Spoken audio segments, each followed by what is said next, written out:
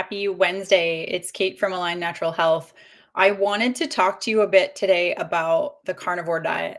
And I know this is a topic that a lot of people find really shocking. It's something that I was blown away by in the past. I remember a friend telling me they were trying the carnivore diet, and my reaction was similar to what we hear from a lot of people when we share that this is something that we're doing. Amanda and I have been doing a carnivore diet since January 8th, I believe, of this year. And in the past, we did it as well. When I went back to school for nutrition, surprisingly enough, in a room full of vegetarians and vegans, my first professor was talking about the carnivore diet and how beneficial it could be for people, especially if there's any autoimmune, if there's any gut issues, if you have leaky gut, if you're someone who's dealing with a lot of chronic inflammation, with joint pain, with anxiety. There's so many different reasons why the carnivore diet can be beneficial. And so, like I said, we've been doing it. I don't even remember, I've lost track. My initial goal was to do it for 30 days. And then we kind of just kept going because I had a conversation with someone this morning at a business networking meeting, and he was telling me about someone he knew that was also doing a carnivore diet and just how he had said to this person, or someone had said to this person, "Are you ever going to go back to eating the way you were before?"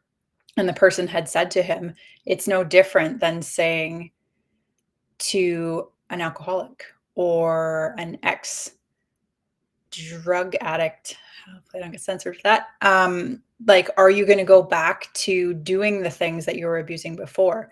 And if we think from a food perspective, sugar, alcohol, caffeine are all socially acceptable drugs.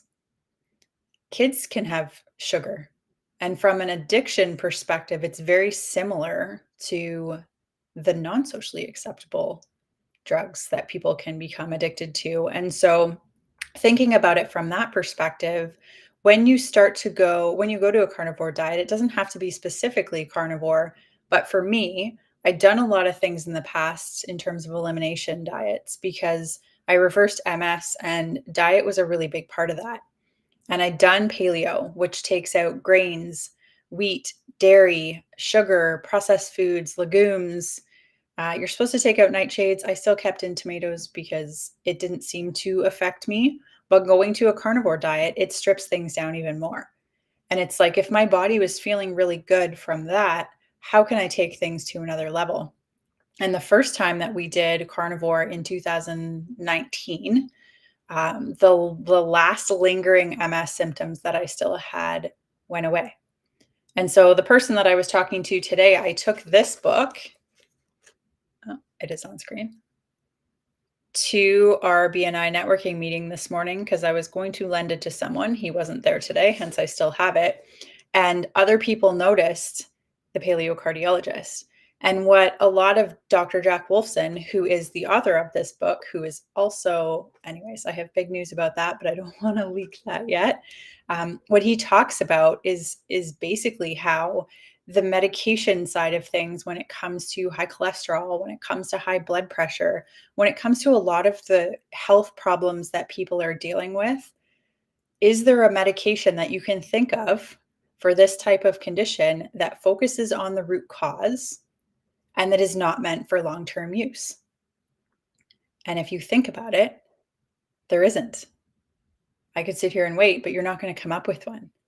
And that's the problem that I saw when I was dealing with the MS for years, was that I went to my doctor. I did all the things that I thought I was supposed to do. I grew up thinking that if there's something wrong with you, if your health isn't functioning the way it's supposed to, going to your doctor is the solution. But when you start to go through something like that, and it's like I'm taking the same medication over and over and over again, and I'm not getting better, or it goes away for a bit and then things come back. This is an example that I heard from a new client last week, was that, it's like it's a different color, but it's still the same medication. They can dress it up with a different name, but it's still going to give you the side effects. It's still not going to actually address the root cause of the problems that you're dealing with. And so for me, there were other things as well, focusing on sleep, making sure that you're pooping every day, making sure that you're not using toxic beauty care products, and drinking clean water. And I cut out alcohol. But diet was a really big part of my success in getting myself better. And a carnivore diet, like I said, a lot of people run from that and think it's terrifying. And the reaction you get when you tell someone you're eating that way is like, oh, that sounds horribly unhealthy. But if you think as historically and as a society, what were the things that we ate 100 years ago, 200 years ago? It was animals was a main part of what we were eating. And so when you look at it from that perspective, this is kind of the ultimate elimination diet because at this point, I did include eggs this time. Not everyone does that. A strict carnivore is considered beef, water, and salt, I believe. And when you start to go from that, then you let your body the chance to recover and things start to work properly again. Then you can reintroduce foods back in and see what your body tolerates well. The gentleman I was having a conversation with this morning had serious back pain months ago and has been really digging into this carnivore way of eating because and learning all about like plants don't want you to eat them. I'm sorry. This is like shocking for people to hear. But if you think of animals, they can fight back if you're trying to eat them. Their goal is to reproduce and to continue their species, same as our goal, right? That's plants' goal as well. That's why seeds spread everywhere. And that's why, like, dandelions end up covering everybody's lawns because the goal of every plant is to reproduce and to spread everywhere. So they don't want us to eat them. There are actually anti nutrients in some of these plants that we're eating that can cause issues in your digestive tract, can cause issues in your gut. I know for me, I went for years of thinking that fat was bad for you as an 80s baby. We all did, right? Years of thinking fat was bad for you. I didn't eat red meat because I grew up with a vegetarian mother who would make chicken and fish, but I didn't eat red meat growing up. And I thought that if I wanted to lose weight or if I wanted to stay lean, that kale smoothies were a good way to go. Or I used to actually eat, and people used to laugh at me at work, the kale smoothies my coworker used to call lawn clippings, which is pretty much what it looked like. And then I also used to buy those big buckets of spinach. It's like 450 grams, might even be more than that. And I would eat it dry because I thought that the fat was going to make me fat. But it's completely the opposite of that. We need fat. We need cholesterol. And that's where this book has really been impactful because we've had a bunch of clients recently who are asking about not going on the medication that's commonly prescribed. It's actually cholesterol medication is the top prescribed medication in North America. And yet we still have problems. We still have heart disease and is still one of the top reasons that people lose their I don't want to say this wrong, lose their livingness today. And it's like, if that's the case, and we're giving out so many of these statins and so many of these cholesterol related medications, why are people still so sick with this? And it's about finding what's the cause. Why are you dealing with the issues that you're dealing with? And this book is great. Again, like if you're interested in this stuff, get this book. He's awesome. There's also a couple of podcasts out there. One of my favorite ones, the podcast is called Red Pill Your Health Cast. Dr. Charlie Fagenholtz and Lauren Johnson, who's a nurse practitioner. And they have an episode where they talk all about cholesterol as well. And it's all about finding out what is the cause. What are the inflammatory factors, the inflammatory things you're consuming? What are the lifestyle factors that are causing your body to go into this inflammatory state? And when your body is inflamed, that's when cholesterol comes into repair. I did a live a couple weeks ago where I talked about, I live in Toronto, so the Gardner Expressway is one of our really main arteries to Toronto, and it's very heavily traveled. And so it's constantly breaking down. The repair crew that comes around to fix things, to patch up the holes that happen, that's cholesterol. Cholesterol is coming in to fix damage, but cholesterol is blamed when it's not actually the cause of why we're having heart disease, why we're having strokes, why we're having heart attacks as well. And so we need to figure out how to reverse this toxic lifestyle that we're all living in. Big ones from a food perspective, sugar is huge. Sugar is a huge one. Sugar is a socially acceptable drug that is in every processed food that we eat a lot more of today than we did historically, and it's causing a lot of problems. Another one is seed oils. I've been argued on this a little bit lately, but vegetable oil, it should not be consumed by humans, in my opinion. This causes inflammation in your system. This is an oil that's easily damaged by heat, light, and air. And it's something that is, again, in every single thing that we eat and consume, especially if you eat out somewhere. Like, I'm the person who goes into the keg or goes into any restaurant and tell them I'm allergic to seed oil. You can't use vegetable oil. I'm allergic to it because that's the only way that I know that they're going to take it seriously. And from the response that the body can have from these things, especially if you're consuming them over and over and over again, you pretty much are allergic. You don't go into anaphylaxis, but still it's causing problems in your body. So sugar, seed oil, alcohol is another one. Sugar and alcohol are both going to feed parasites as well, which is an infection that many of us deal with. And the thing is, all of us have parasites in our system, but the problem happens when there's so many different assaults happening on the body that it can't handle them all. I'm currently on a laptop and a cell phone. EMFs are a really big factor here. So, this is the radiation that comes off your laptop, your Apple Watch, your cell phone, your every smart device in your house. People that have AirPods. I have the old school, like lame plug-in AirPods because I don't want to be radiating my brain when I'm listening to music. I used to wear a Fitbit. I no longer wear. I have a tattoo, which also is chemicals, but there's chemicals as well. So we've got EMFs, we've got parasites, we've got the inflammatory compounds in our foods. We've also got mold. And mold, interesting. I was just talking about the EMFs. There's a study that I recently saw that talks about how EMF radiation can actually increase mold growth 600 fold. 600 times more mold growth in the presence of EMFs. Mold is present in so many people's bodies today. It's present in our food. How many people have had water damage in their house? A lot of the times, even the new homes, there can be water damage there. And so mold is a really big factor when it comes to your overall health. But this was about the carnivore diet, and my whole point here is that we need to find ways, and it's small steps, one step at a time, day after day, to work towards doing things that are cleaning up your body and that are allowing your body to start functioning the way that it's supposed to. Your body is designed to heal. The human is an exceptional piece of machinery. And if your body is not able to get healthy, if you're dealing with symptoms, these are messages from the body. The body is trying to tell you that something is not right, something needs your help.